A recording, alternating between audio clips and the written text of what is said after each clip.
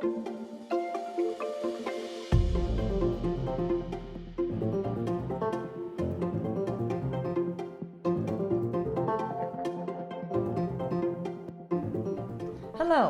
I'm Mina Green, and welcome to another edition of Meet the Directors. I work at Project Forward at Cape Cod Community College, and these are my student filmmakers. Hello, my name is Teddy. Have you ever heard of the name Peter Rabbit? Well, here I'm going to talk to you about the author. Hi, my name is Kaylee Rawlings, and today I'm going to tell you about the history of the First Church of Christ. Hello, my name is Christos, and I'm here to talk to you about the Wingford House, one of the oldest and arguably most important in Cape Cod. Hi, my name is Jillian Caniff. Today I'm going to talk about the history of Sandwich Public Library. Hi, I'm Tolu, and I'll be telling you about the history of the Sandwich Glass Museum.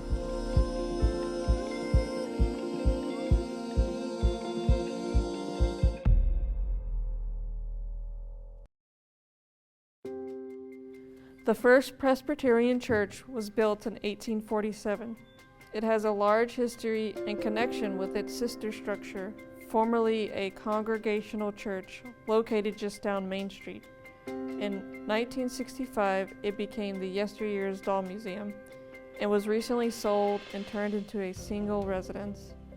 Together, the churches had an unbroken line of development in the way they worship and town affairs since the village was founded in 1637. The historic church also has ties with Elvis Presley. He was searching for a picture of a church that felt like everyone's church for his 1960s album cover, How Great Thou Art. After viewing thousands of pictures of churches, Elvis chose the First Presbyterian Church of Sandwich. He found that it felt like a homey church. Although he was never actually on the Cape, its picture was featured on his album cover. Sandwich, along with all other towns on the Cape, were founded because people were unhappy with the Puritans. The area, the marsh, and the stream were all called Shawnee, after the Wampanoag Indians who lived here and sold the land title to them. In 1833, the town financial support of the parish church had become useless and was officially taken away from Massachusetts by state law. The same year, the town of Sandwich built a new church, as theirs had been torn down. It was decided that the new building would be built in 1847 because of the enlarging membership and their need for expensive repairs to the old one, and it is still standing today. Its wonderful design was in stark contrast to the former plain square or rectangular meeting houses. Its spire design is often spoken of as a remembrance of the London spires designed by Christopher Wren. At its dedication in 1848, the Sandwich Observer reported, "We can only say that the house is thoroughly built of the best materials, and after a beautiful plan, that it is fitted up in as good style as any house in the country." The church was sold in 1927 to the Masonic Lodge, which was chartered in 1855. The religious history of Sandwich has taken many twists and turns, depending on the economy, history, and depending on the changing of times. The steeple of the first church in Sandwich will soon have a Verizon antenna system on it, according to the Cape Cod Times. The church said the development will improve the service in the area but keep a character-defining structure of the village intact. The church was founded as the official church within the town of Sandwich. The First Church is now a congregation of the United Church of Christ, a large, theologically and socially liberal denomination. The church is an open and affirming church to all, no matter race, even open to the LGBTQ+ community. I hope you enjoyed the history of the First Church of Christ. Thank you for letting me share. This is Kaylee Rawlings. The town of Sandwich was established in 1639. It is the oldest town on Cape Cod and is one of the oldest towns in the United States. It was settled by European immigrants 150 years before the American Revolution. The town's historic charm, combined with its ideal location, make Sandwich an attractive place to visit and live. Now let's talk about the library. The first Sandwich Free Library in Sandwich, Massachusetts was built on August 8, 1861. The Weston family donated the money to build the new library. William H. Weston was born in Sandwich in 1838. He died in Plymouth in 1906. The time was 1892. The little library was doing a good business for almost a year. People in Sandwich will become more interested in its fairs and many summer residents give gifts and monetary or otherwise to ensure its continued growth. The Sandwich Public Library was revisited in October 2019. I'm Jillian. I hope you enjoy listen about the history of Sandwich Public Library. I hope you have a chance to visit the library soon. You'd be glad you did.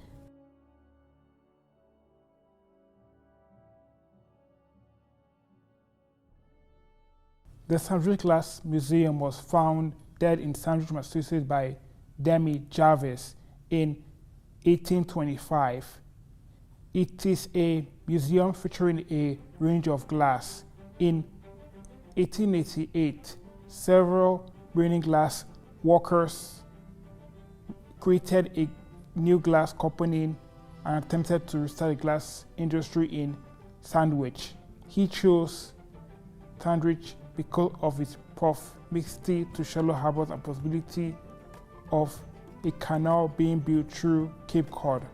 The Sandwich Cooperative Glass Company from 1880 to 1891 produced simple items as this spiral bells and oil lamp. It is called the Sandwich Glass because the company shipped impure silicas supplies. Silica is the most common minerals in the earth crust. Glass, beach sand, silicones, granite are all silica materials. The museum exhibits almost 6,000 pieces of glass produced at the Boston and Sandwich Glass Museum between 1825 and 1888. Two incarnations also called themselves the Boston and Sandwich Glass Company. In 1904, the last one produced a souvenir light bulb amongst their wares. Hope you enjoy my story of the Sandwich Glass Museum. I'm Tolu Haruna.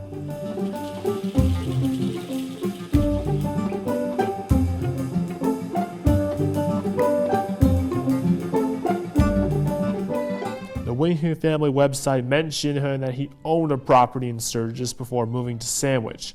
Adding the history of Sandwich itself, the most that I can assume about John is this. John was probably a failed businessman back in Sturgis. He joined a group of settlers for work and saw potential in the fishing industry. He stayed here in a house in Sandwich for about 10 years before moving to Yarmouth. Back then in Sandwich. Back then, Sandwich was a place that was meant for people to work in, but not actually live. It didn't actually become a town until later on. He and his brothers Stephen and Daniel were one of the 18 families responsible for the creation of the Quaker Meeting House in Sandwich to serve and discuss various problems with their neighbors and possibly serve as a pseudo church although I can't really confirm it. Stephen and Daniel remain in Sandwich despite their brother's move. They also helped to create the creation of the Quaker Meeting House didn't stop there. It was John's grandson Daniel also not only helped the community with the aforementioned fishing, but he was also known to trade with the Wampanoag tribe, and was also a decorated U.S. soldier in the U.S. militia. So as you can see, the Wing family has a lot of history, and there are reminders of their legacy all around Sandwich. The Quaker Meeting House still remains, as well as the Henry T. Wing School, and of course the groundwork for the Cape Cod fishing industry. Of course, the actual Wingford House itself, which has been classified as the oldest house in Massachusetts, still standing today, all maintained by the nonprofit associates called the Wing Family of America since 1942. When the last owner of the house, Miss Cora M. Wing. It's interesting to know that while I was researching the Sandwich Library archives, a man who just happened to be a descendant of the original Wings was there. His name is Glenn Hamilton, and he has traveled all the way from Seattle to research his family. The first Daniel, who had a daughter named was Lydia, who married Thomas Hamilton in 1667, making Glenn, the man whom we met at the Sandwich Library, a part of the famed Wing family history. And that's it for the Wingford House, a tale of a family who intentionally or unintentionally set the groundwork for the prosperity of Sandwich, Massachusetts. We can learn a lot from their story. The interesting part is that their arrival was at a time where no one thought that America would become prosperous as it was today. We still know very little about what happened in the 1600s, but hopefully I provided just a little taster plate of what happened to one family at that time period. Thank you for listening. My name is Christos, and I hope you enjoy.